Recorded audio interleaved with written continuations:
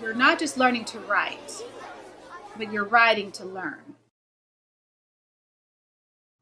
I am so excited about this book, Design Principles for Teaching Effective Writing, because it is truly a multiple country, multiple lines of research contribution to the field of writing that might be of special interest to those of us who care so much about not only learning to write, but writing to learn.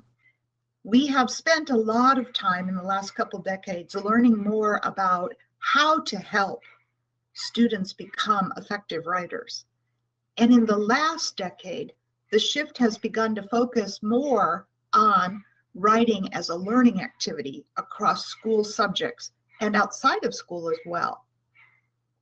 So in this book, out of the 12 chapters, I particularly want to note just a few. One of them, chapter 2, is a meta-analysis of existing meta-analyses of research in evidence-based writing practices. That chapter is by Steve Graham and I, but it's not focused only on SRSD.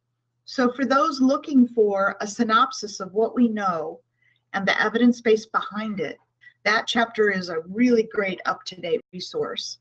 I also want to point out chapter 3, a detailed analysis of strategy-focused instructional models for writing. And we learn a lot by looking at the synthesis across strategy-focused models. At the current time, SRSD does have the largest effect sizes and is the most widely used strategy instruction model. And this is an extremely valuable chapter for teachers, administrators, and researchers who are interested in strategy instruction in writing. Chapter 4 by Foxworth and Mason. This chapter reviews the research on writing to learn instruction that works, and it focuses on teaching strategies that can be used prior to, during, or after learning to create short, informal written responses to a specific topic. Now, this approach is highly flexible. It has been used very effectively to activate students' prior knowledge, to link their personal knowledge to content, and to assess understanding of the content they're learning. Chapter 6 is focused on reading source material in order to write persuasively. We have been focusing at a grade level where this has typically not been done, grades 4 through 6 here in the States. In those grade levels, typical instruction is about learning to write, and there's very little on writing to learn. We have integrated a close reading strategy that helps students get deeply involved in the text they're reading, marking it up for big ideas, for elaborations, and then taking that source text and planning to write a persuasive essay, and then writing that persuasive essay and evaluating that persuasive essay. Chapters by Isabel Martinez and her colleagues, and they call their approach Strategies for Writing, Syntheses to Learn.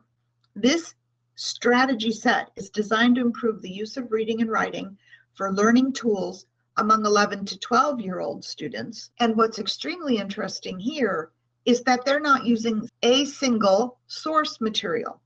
So they are synthesizing facts from several sources related to a classroom content subject area. And then finally is about promoting self-regulatory skills in writing using a story troll. This is one of the more unique concepts I've seen in the writing and self-regulation research. This story evolves around a set of animal characters who have to learn to self-regulate in order to succeed. It's not in writing, it's in this situation that they find themselves. This story allows the teacher to broaden the concept of self-regulation beyond its use in writing and how we can use it in living and in learning across content areas in schools.